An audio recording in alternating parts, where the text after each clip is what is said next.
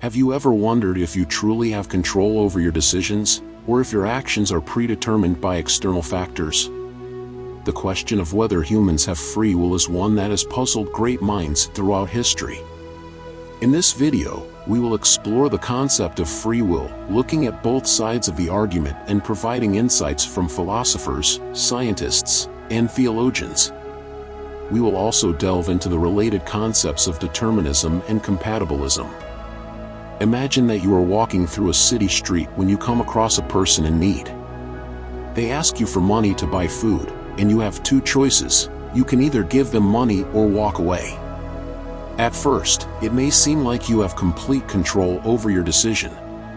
However, if you dig a little deeper, you might realize that there are many factors at play that may have influenced your choice.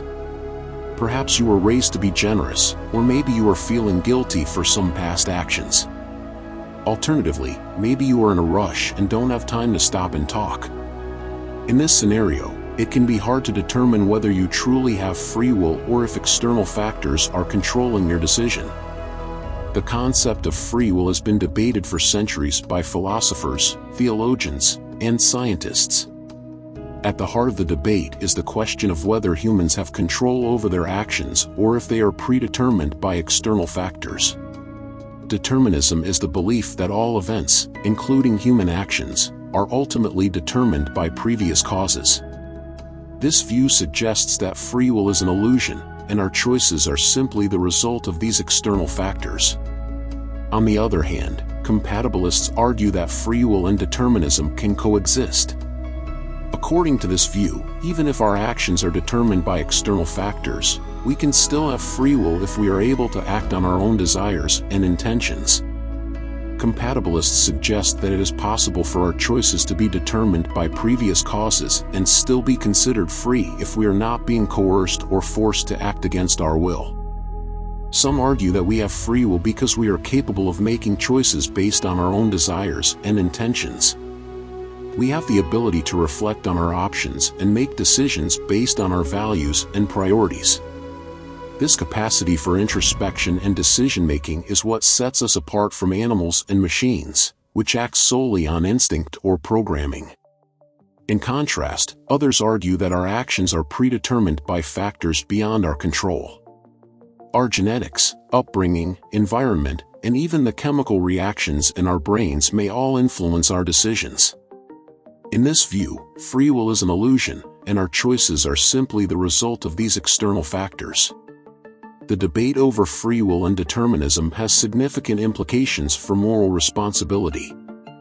If our choices are predetermined by external factors, then how can we be held accountable for our actions? However, if we do have free will, then we have a responsibility to make conscious, ethical choices.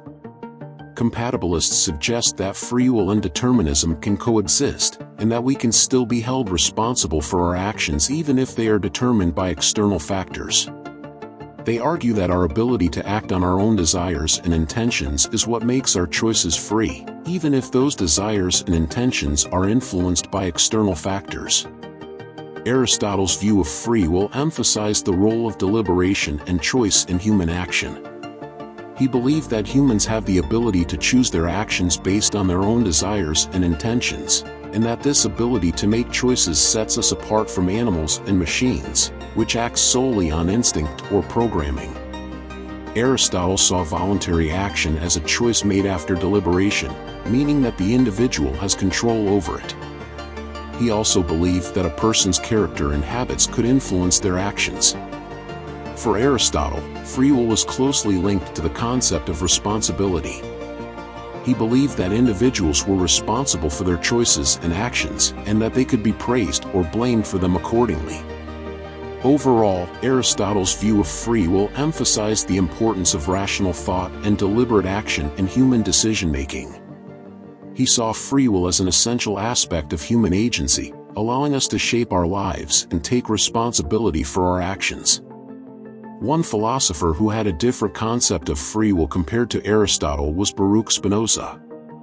Spinoza rejected the idea of free will as an illusion, arguing that everything in the universe, including human actions, is determined by cause and effect. In his view, every event has a cause that precedes it, and every cause produces a necessary effect. Human behavior, according to Spinoza, is no exception to this law of causation. Spinoza believed that human beings are not truly free because their choices and actions are determined by their nature, upbringing, and environment. He saw human behavior as the result of an intricate chain of causes and effects that stretch back through time.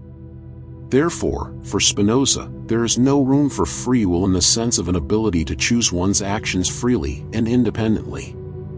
Instead, Spinoza advocated a form of determinism that emphasizes the role of natural laws in shaping human behavior. He believed that understanding the causes that determine human behavior can help us to act more wisely and effectively, even if we do not have true free will. So, do humans have free will?